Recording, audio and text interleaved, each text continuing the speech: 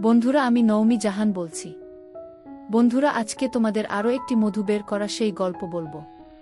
গল্পটি শেষ পর্যন্ত শুনলে তোমাদের ওটা আর স্থির থাকবে না, তাই পুরো ঘটনাটি শেষ পর্যন্ত শোনো। আমার মা কাকলি সেন। আজ থেকে 10 বছর আগেকার ঘটনা। আমার বয়স তখন 9 বছর। আমার বাবা ট্রান্সফার হয়ে আসে একটি গ্রামে। আমার বাবা জয়ন্ত সেন একজন ডাক্তার, এই গ্রামের একটি হাসপাতালে আসে। আমরাও কিছুদিন পরে সেই গ্রামে আসি। আমরা বলতে আমি আর মা। গ্রামটি খুব সুন্দর ছিল। চারিদিক ধুধু করছে মাঠ, কিন্তু একটাই জিনিস খুব বিরক্তিকর ছিল। জায়গাটির আবহাওয়া প্রচণ্ড গরম ছিল। প্রথম দিন আসার পরেই আমার শরীর খারাপ হয়ে যায় গরমে। আমরা যে বাংলোতে থাকতাম সেখান থেকে গ্রামটি অনেক দূর ছিল। বাবাকে রোজ গাড়ি করে নিয়ে যেত হাসপাতালে রঘু নামে একটি লোক। আমাদের বাড়িতে ঘর-ধর পরিষ্কার করার জন্য একটি মহিলা থাকত। মহিলাটির নাম কমলা ছিল। সেই মহিলাটি মায়ের সাথে খুব গল্প করত। মা আশেপাশে কেউকে চিনত না বলতে কমলার সাথে সব রকম গল্প করত। একদিন আমি তাদের কথা আড়ি পেতে শুনেছিলাম। কমলা মাকে বলছে, বৌদি একটা কথা বলবো, কিছু মনে করবে না তো? মা বলল, কি বলবি বল। কমলা, শুনেছি শহুরের মেয়েদের অনেক ছেলে বন্ধু হয়, তা তোমার কোনো বিয়ের আগে ছেলে বন্ধু ছিল নাকি? মা, আমার বাবাকে তো চিনতিস না, আমাকে মেরেই ফেলত। কমলা বলল, সত্যি কথা বলো না, তোমার মতো এত সুন্দরীর কেউ ছিল না। মা, মিথ্যে কেন বলতে যাব তোকে? কমলা, তুমি বলছো তোমার জীবনে দাদা ছাড়া কেউ ছিল না? মায়েতে অবাক হওয়ার কি হলো? কমলা, না এমনি। আচ্ছা, তুমি দাদাকে খুব ভালোবাসো না? মা, বিয়ের 10 বছর হয়ে গেল আর ভালোবাসব না, কি বলিস?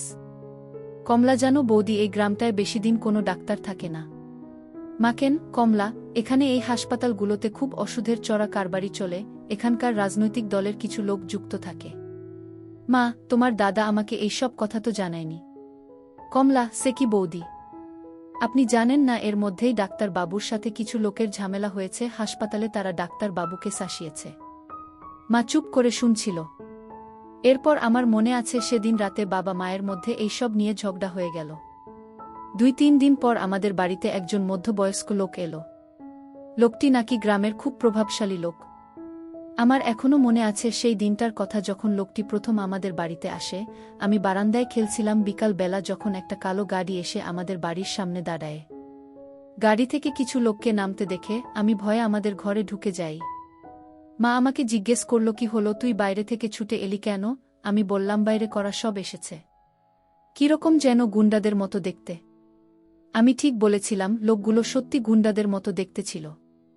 মা আমার সাথে বাইরে আসতেই একটু থমকে গেল।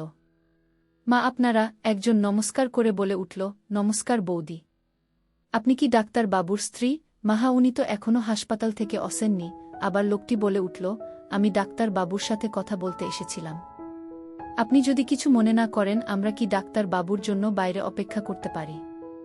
আমার এক খুব বিশেষ বিষয় নিয়ে ডাক্তার বাবুর সাথে কথা বলার ছিল। মা, উনি কখন আসবেন? এতক্ষণ এখানে আপনারা অপেক্ষা করবেন? লোকটি বলল, না, আমাদের কোনো অসুবিধা নেই। মা আমাকে নিয়ে ঘরের ভেতর গেল। ঘরে গিয়ে সে হাসপাতালে ফোন করে বাবাকে লোকগুলোর ব্যাপারে বলতে লাগল। বাবার সাথে কথা বলে মা জানলা দিয়ে উকি মেরে লোকগুলোকে দেখতে লাগল। তারপর কি যেন একটা ভেবে আবার বাইরে গিয়ে বলল, আমি খুব দুঃখিত যে আপনাদেরকে ভেতরে ডাকতে পারছি না। আমার ঘরের ভেতরটা অগোছালো হয়ে আছে। আবার সেই লোকটাই উত্তর দিল, না না, আপনি এইসব নিয়ে চিন্তা করবেন না, আমরা বাইরে বেশ ভালো আছি। দেখে মনে হচ্ছিল এই লোকটাই কথা বলতে পারে। বাকি লোকগুলো অদ্ভুত চোখে যেন মার দিকে তাকিয়ে আছে। দেখে মনে হচ্ছিল তাদের কাছে আমার যেন দুর্লভ কোনো বস্তু। মা ভেতরে চলে এলো। কিছুক্ষণ পরে বাবা গাড়ি করে ফিরল। বাইরে থেকে শুনতে পেলাম বাবা বলছে, আরে রাজা সাহেব, আপনি এখানে বাইরে দাঁড়িয়ে আছেন? লোকটি ঠাট্টা করে বলল, আরে আপনার স্ত্রী তো আমাদের ভয় ঘরে ঢুকতে দিল না। বাবা, আপনি আসুন। আমারই দোষ, আমার ওকে জিজ্ঞেস করা উচিত ছিল কে এসছে। এরপর বাবা লোকটিকে কে নিয়ে ঘরে ঢুকল। মাকে লোকটির সাথে ভালোভাবে আলাপ করল। আমাকেও লোকটির সামনে নিয়ে গিয়ে নিজের ছেলে হিসাবে পরিচয় দিল। লোকটিকে এবার আমি ভালোভাবে দেখলাম। লোকটি আপনার ছেলে, সবাই খুব সুন্দর দেখতে। আপনার ভাগ্য দেখে খুব হিংসে হচ্ছে। বাবা, তো আপনি আশা করি আমার সাথে হাসপাতালের এই সব বেকানুনি জিনিসপত্র ব্যাপার নিয়ে কথা বলতে আসেননি বজ্জে? রাজা সাহেব, কি আর বলবো ডাক্তার বাবু, আমার হয়েছে ঝামেলা, সামনে ভোট আসছে। আর এদিকে এই গুন্ডাদের উপদ্রবে আগামী 6 মাসে 2 জন ডাক্তার পালিয়েছে। বাবা, আপনারই তো দলের লোক। রাজা সাহেব মায়ের দিকে তাকিয়ে বলল, আপনার স্বামীকে আমি আর বোঝাতে পারলাম না। বাবা মাকে বলল, কাকলি, আমার আর রাজা সাহেবের জন্য একটু চা বানিয়ে দাও। মা অনিচ্ছা সত্ত্বেও তাকে রান্নাঘরে যেতে হলো। বাবা, এবার রাজা সাহেব, আপনার এর মধ্যে কোনো রকম জড়িত না থাকলেও আমার পক্ষে সম্ভব হচ্ছে না। বাবা আর রাজা সাহেব অনেকক্ষণ ধরে নিজেদের মধ্যে কথা বলে চলছিল, আমি আর তাদের কথা কান দিছিলাম না। কিছুক্ষণের মধ্যে মা চা নিয়ে ঘরে ঢুকল। মায়ের হাতের চা খেয়ে রাজা সাহেব খুব পছন্দ করল। শেষে চলে যাবার সময় বলল, বৌদি, পরের বার কিন্তু এলে আর কিন্তু ঘর অগোছালো থাকার অজুহাত দেবেন না। মা মুচকি হেসে বলল, এবার অন্য কোনো অজুহাত দেব। আসতে আমাদের বাড়িতে রাজা সাহেবের আসা যাও বা বাড়তে লাগল। একদিন রাতে শোবার সময়ে মা চুল আঁচড়াতে আঁচড়াতে বলল, শুনলাম তুমি নাকি হেড অফিসে কয়েকজনের নামে নালিশ করেছ। তুমি জানো ওরা কারা? বাবা আর চোখে মায়ের দিকে তাকিয়ে বলল, তুমি জানলে কোথায় থেকে? মাসকালে রাজা সাহেব বাড়িতে এসেছিল ওনার কাছ থেকে। বাবা, লোকটা যখন দেখছে আমি ওর কোনো কথা শুনছি না, এখন তোমার কান ভাঙছে। মা এবার একটু রেগে গিয়ে বাবার কথার উত্তর দিল, অদ্ভুত লোকটার কি আসা যায়? আমাকে জানিয়ে যা করছে আমাদের পরিবারের ভালোর জন্য করছে। বাবা, আমার পরিবারের ভালো ব্যাপারটা নিয়ে বাইরে কোনো লোক মাথা না ঘামালে ভালো। সেদিন রাতে মা কিছু বলল না, কিন্তু পরের দিন মা বাবার মধ্যে খুব ঝগড়া হলো এই সব নিয়ে। মা শেষ পর্যন্ত কাঁদতে শুরু করে দিল। বাবা মাকে বোঝালো, দেখো কাকলি, তুমি ভয় পেয়ে না, আমার কোনো ক্ষতি হবে না। রাজা সাহেব ভয় পেয়েছে, ও তোমাকে ব্যবহার করছে যাতে আমি ওদের উপর থেকে অভিযোগটা তুলে নিই। এরপর নিজেদের মধ্যে কিছুটা মিটমাট হওয়ার পর বাবা হাসপাতালে চলে গেল। সেই রাতে যা অনিবার্য ছিল তাই হল। রাতে মা খুব চিন্তায় ছিল, বাবার আসতে বাকি দিনের তুলনায় অনেক দেরি হচ্ছিল। এমন সময় আমাদের বাড়ির সামনে রাজা সাহেবের গাড়ি এসে দাঁড়াল। গাড়ি থেকে রাজা সাহেব নামতেই মা বুঝতে পারল কিছু একটা অঘটন ঘটেছে। মা বলল, রাজা সাহেব আপনি? রাজা সাহেব, কাকলি, একটা খারাপ খবর আছে। মা রাজা সাহেবের কাছে ছুটে এলো। কি হয়েছে জায়ান্তার? মায়ের সারা শরীর কাঁপছে। রাজা সাহেব, তোমাকে কতবার বুঝিয়েছি, ওকে বোঝাও। মা, কাঁদো কাঁদো অবস্থায় কি হয়েছে তাড়াতাড়ি বলুন। কিছু গুন্ডারা তোমার স্বামীর উপর হামলা করেছে, এখন ওকে হাসপাতালে ভর্তি করানো হয়েছে। মা প্রায় পড়ে যাচ্ছিল, কিন্তু রাজা সাহেব মাকে ধরল দুহাত দিয়ে। কাকলি, চলো এখুনি তোমাকে হাসপাতালে নিয়ে যাই। আমরা রাজা সাহেবের গাড়িতে উঠলাম। সারা রাস্তায় মায়ের পিঠে হাত বোলাতে বোলাতে মাকে সান্ত্বনা দিছিল রাজা সাহেব। হাসপাতালে পৌঁছে আমাকে নিচে রেখে মা আর রাজা সাহেব বাবাকে দেখতে গেল উপরের রুমে। আমি চুপচাপ বসেছিলাম। হঠাৎ দেখলাম সিঁড়ি দিয়ে রাজা সাহেবকে নামতে। আমাকে আর চোখে দেখে পাশ কাটিয়ে সে বাইরে বেরিয়ে যায়। আমিও কি ভেবে লোকটার পিছন পিছন যাই। রাজা সাহেবকে দেখলাম একটা বাইরে লোকের সামনে দাঁড়িয়ে কথা বলছে। দ্বিতীয় লোকটি, আজ তো আপনি মনে হচ্ছে ফাটিয়ে দিবেন। রাজা সাহেব, আগে তুই বল, ওষুধটা ঠিকঠাক কাজ করবে কিনা?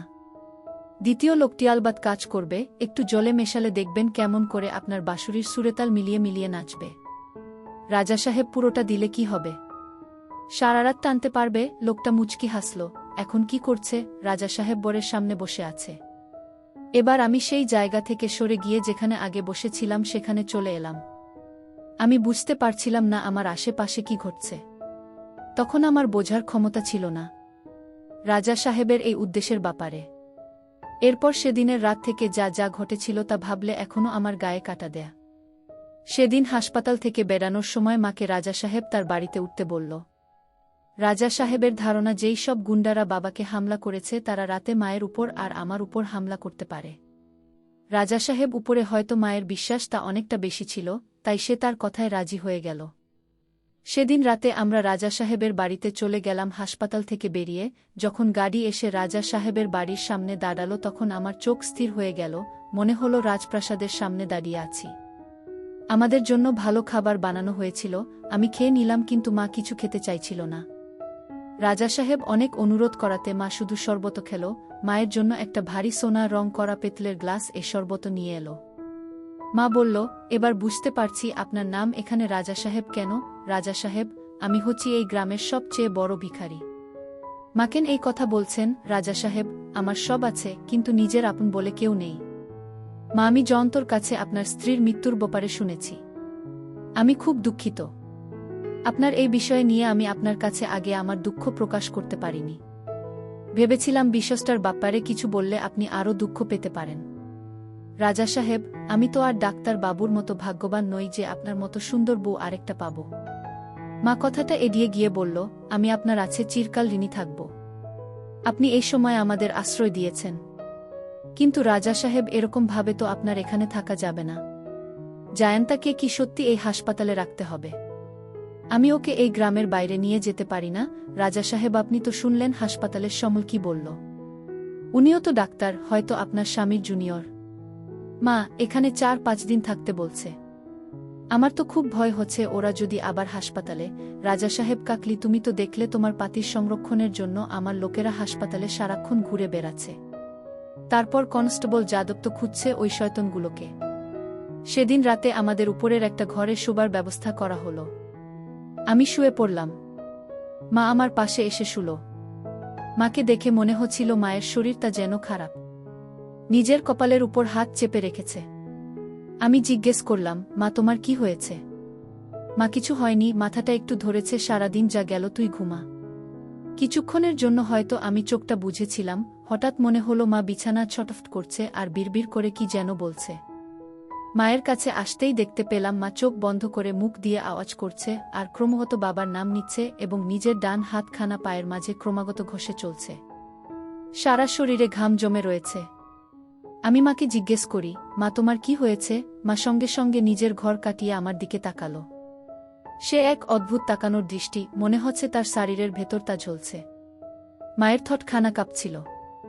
মা কি হয়েছে? আমি, মা তোমার কি শরীর খারাপ লাগছে? মা আমার থেকে চোখটা সরিয়ে বলল, তুই ঘুমা, আমাকে একটু বাচ্চাঘরে যেতে হবে। মা বিছানা থেকে উঠে পড়ল। আস্তে আস্তে বারান্দা দিয়ে বাচ্চাঘরের দিকে গেল। আমিও দরজার সামনে দাঁড়িয়ে রইলাম। দেখলাম মা বাচ্চাঘরের সামনে গিয়ে থমকে গেল। দেখলাম বাচ্চাঘর তালা লাগানো।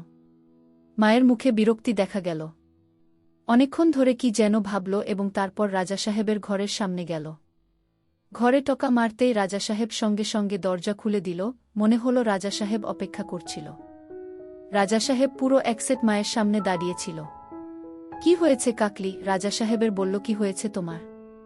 তোমার স্বামীর কথা চিন্তা করে ঘুম আসছে না? মা তৎক্ষণাৎ নিজের ঘরটা কাটিয়ে, না রাজা সাহেব, আমার একটু বাচ্চাঘরে যেতে হবে। রাজা সাহেব বলল, ও তোমার বাচ্চাঘর যাবা প্রয়োজন? ঘরে এসো, ঘরে এসো। চাবিটা কোথায় রেখেছি খুঁজতে হবে। মায়ের হাত ধরে নিজের ঘরে নিয়ে গেল রাজা সাহেব। আমি আস্তে আস্তে দরজা থেকে উকি মারা বন্ধ করে ঘর থেকে বেরিয়ে এলাম। আস্তে আস্তে রাজা সাহেবের ঘরের দিকে গেলাম। আলতো খোলা জানলার মুখ দিয়ে উকি মারলাম।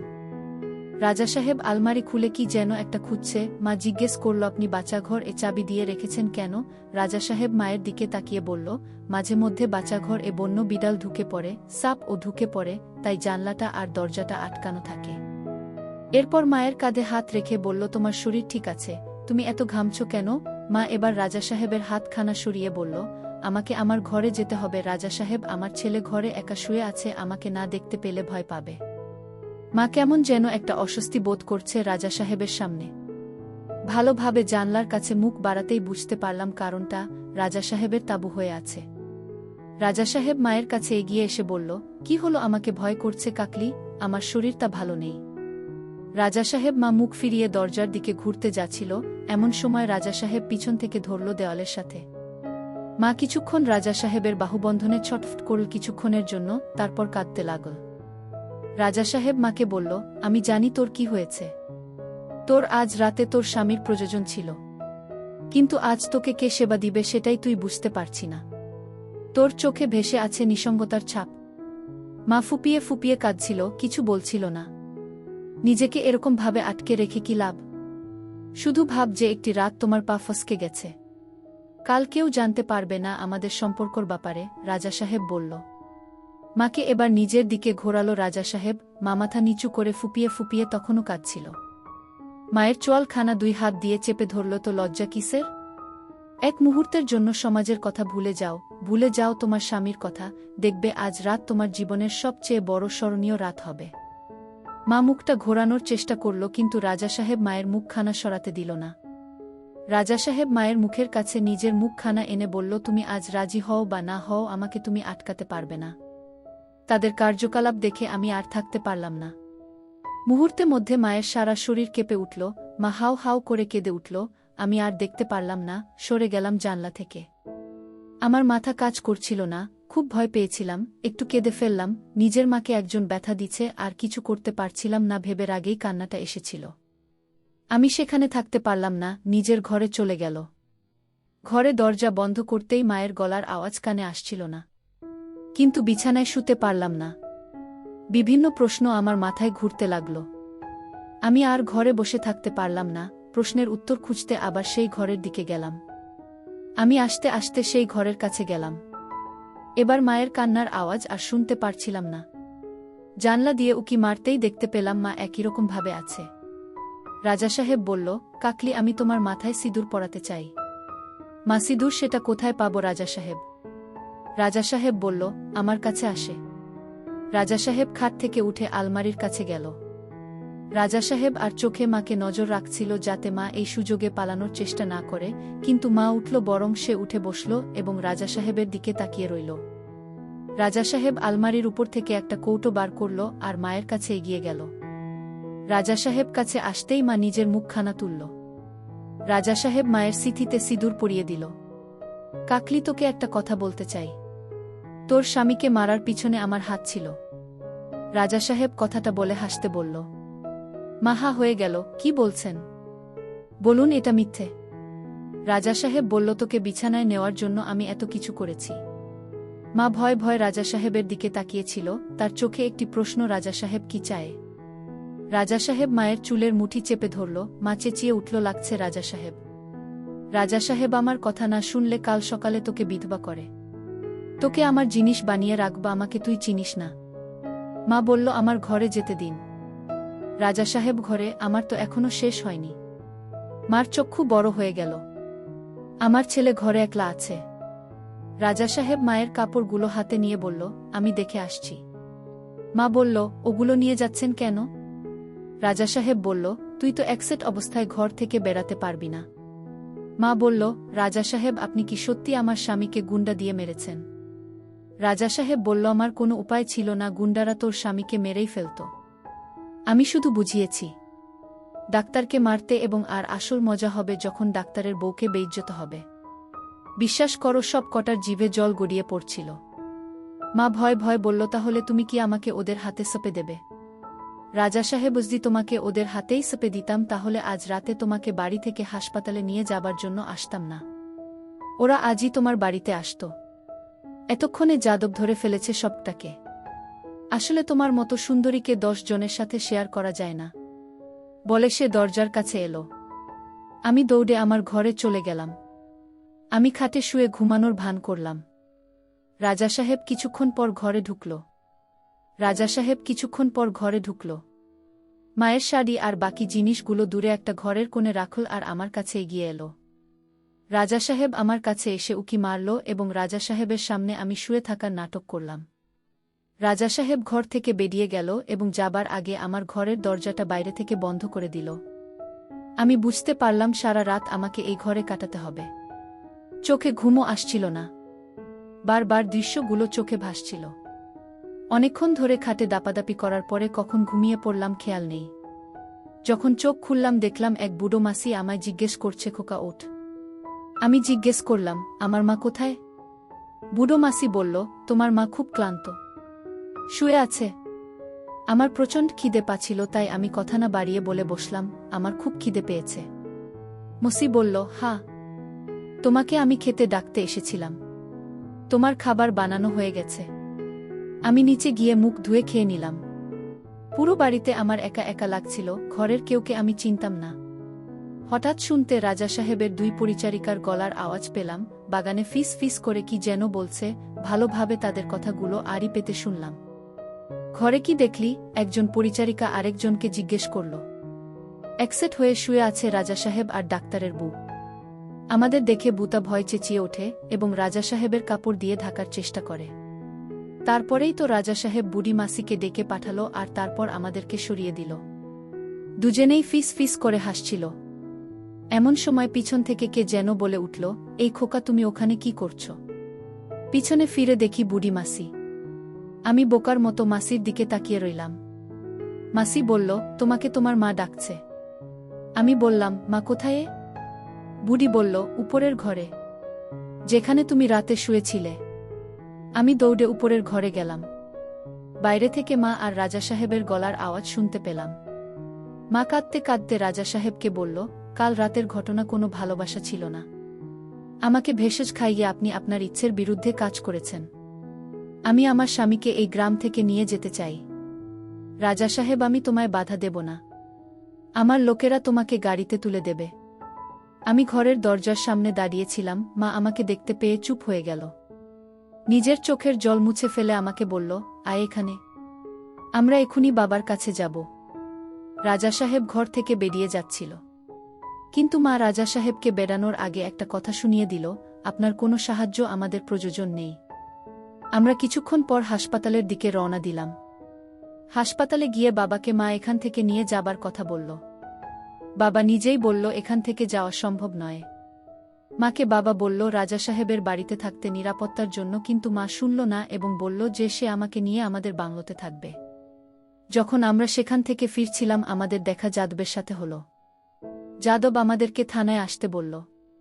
পুলিশ ভ্যানে যেতে যেতে যাদব জানালো যে কাল রাতে রাজা সাহেব তাদেরকে আমাদের চলে যাবার পর আমাদের বাংলোতে লুকিয়ে থাকতে বলেছিল। লোকগুলো যারা আমার বাবার উপর হামলা করেছিল তারা সত্যি আমাদের বাড়িতে হামলা করেছিল এবং পুলিশ কিছু জনকে গ্রেফতার করেছে, যদিও 2-3 জনকে তারা ধরতে পারেনি। যাদব বলল যে তার মায়ের বিবৃতি দরকার যে এই লোকগুলোর আমাদেরকে মারার চেষ্টা করেছে, যাতে সে লোকগুলোর নামে কেস ঠুকতে পারে। সেদিন থানা থেকে বেরিয়ে মা ইন্সপেক্টরকে অনুরোধ করল যে আমাদেরকে তারা রাজা সাহেবের বাড়িতে পৌঁছে দেয়া। আমরা রাজা সাহেবের বাড়িতে পৌঁছতে বুড়ি মাসি বলল, তুমি ফিরে এলে ডাক্তারের বউ, আমি জানতাম তুমি ফিরে আসবে। মা কোনো কথা উত্তর দিল না। আমরা যে ঘরে ছিলাম সেই ঘরের দরজা খুলে দিল। মা আমাকে বলল, তুই একটু একা থাক, আমি একটু বাইরে থেকে আসছি। মাকে দেখলাম বারান্দায়। বুড়ি মাসিকে জিজ্ঞেস করল, রাজা সাহেব কোথায়? বুড়ি হাসতে হাসতে বলল, তুমি চলে যাবার দুঃখে বাইরে পুকুরটায় স্নান করতে গেছে। মা বলল, বাইরের পুকুর? আমার ওনার সাথে একটু কথা বলার ছিল। বুড়ি মাসি বলল, চল বউ, তোমাকে রাজা সাহেবের কাছে নিয়ে যাই। তোমাকে দেখলে রাজা সাহেব দেখলে খুশি হবে। মাকে দেখলাম বুড়ি মাসির পিছন পিছন যেতে। আমি নিজেকে আটকাতে পারলাম না, তাদের পিছন পিছন যেতে লাগলাম। অবাক হয়ে গেলাম যখন দেখতে পারলাম যে পুকুরটির কথা বুড়ি মাসি বলছিল সেটা ঠিক রাজা সাহেবের বাড়ির বাগানের জঙ্গলের পিছনে। পুকুরের সামনে দেখতে পারলাম সকালে যে 2 জন পরিচারিকার কথা আমি তখন আড়ি পেতে শুনছিলাম, তারা রাজা সাহেবের সাথে পুকুরে স্নান করছে আর হাসাহাসি করছে। রাজা সাহেবে স্নান করা দেখে মা লজ্জা পেয়ে গেল এবং চোখ নামিয়ে ফেল। বুড়ি মাসি ঠোঁটটা বেঁকিয়ে বলল, ওরে লাজুক মেয়ে, যা, লজ্জা না পেয়ে রাজা সাহেবের কাছে যা, একসাথে স্নান কর আর দুটোকে বল উপরে আসতে, ঘরে অনেক কাজ আছে। বুড়ি মাসি মাকে ধাক্কা দিয়ে বলল, যা, এত ভাবছিস কি? আমি চললাম, আমার অনেক কাজ আছে। মা কিছুক্ষণ দাঁড়িয়ে থেকে জঙ্গলের গাছের ফাঁক দিয়ে রাজা সাহেব আর 2 পরিচারিকার স্নান করা আর রাজা সাহেবকে স্নান করানোর দৃশ্য দেখছিল। তারপর মা পুকুর ধারে এসে দাঁড়াল। রাজা সাহেব মাকে এবার দেখতে পারল। রাজা সাহেব মাকে দেখে একটু ব্যাকা ভাবে হেসে বলল, কি হলো কাকলি? আমি ভাবলাম তুমি এতক্ষণে গ্রাম ছেড়ে চলে গেছ। মা বলল, আপনি জানতেন আমি গ্রাম ছেড়ে এখন যেতে পারব না। রাজা সাহেব বলল, এখানে এসছো কেন? মা নিজের চুলের খোপা বানাতে বানাতে বলল, আর অন্য কোনো জায়গায় নিজের ছেলেকে নিয়ে একা থাকার সাহস হলো না। রাজা সাহেব, আমি কোনো মহাপুরুষ নই। তোমার মতো মহিলাকে যখন খুশি স্বীকার করতে পারি। মা, আমার তো আর কিছু নেই আপনার কাছে হারানোর জন্য। মা পুকুরের জলে নামতে লাগল। রাজা সাহেব বাকি 2 জনকে ইঙ্গিত করল পুকুর ছেড়ে উপরে যেতে। 2 পরিচারিকার চোখে মায়ের প্রতি একটু রাগ আর হিংসার আভাস বুঝতে পারলাম। 2 জনে সাঁতার কাটতে কাটতে মায়ের পাশ কাটিয়ে বেরিয়ে গেল। হঠাৎ দেখলাম রাজা সাহেব সাঁতার কাটতে কাটতে মায়ের কাছে এসে দাঁড়াল। তোমার এখনো একটা ছিদ্র আমি এখনো দখল করিনি, তুমি সব কিছু হারাওনি এখনো। মা এই কথাটি শুনে একটু ভয় পেয়ে পিছিয়ে গেল। রাজা সাহেব বলল, এত ভয় কিসের? ওটা আমি তোমার ইচ্ছের বিরুদ্ধে নেব না। রাজা সাহেব বলল, গতকালকের রাতে আমাকে তুমি স্বর্গে পৌঁছে দিয়েছিলে কাকলি। তোমার এই মিষ্টি গন্ধ আমাকে পাগল করে দিয়েছিল। মা এই কথাগুলো শুনে জোরে জোরে নিঃশ্বাস নিতে লাগল। রাজা সাহেব মায়ের মুখের কাছে নিজের মুখখানা নিয়ে এলো। ভেবে দেখো কাকলি, প্রত্যেক রাতে আমার মতো পশুর সাথে তোমাকে থাকতে হবে, বিশ্রাম হবে না তোমার। মা চোখ তুলে রাজা সাহেবকে বলল, আমি রাজি। কিন্তু একটু পর রাজা সাহেব বিকৃতি অত্যাচার সহ্য করতে না পেরে মা বলল, আমি আর সহ্য করতে পারছি না, আমাকে তুলে দিন ওই লোকগুলোর হাতে, আমাকে ওরা একেবারে মেরে ফেলুক। রাজা সাহেব মুচকি হেসে বলল, তা কি করে হয় বল? আমি শুধু তোকে সুরক্ষা দিচ্ছি না, তোর ছেলে আর তোর স্বামীকে সুরক্ষা দিচ্ছি। মা উঠে পড়ল এবং পুকুরের জলে মুখ ধুতে লাগল। রাজা সাহেব পিছন থেকে ধরল।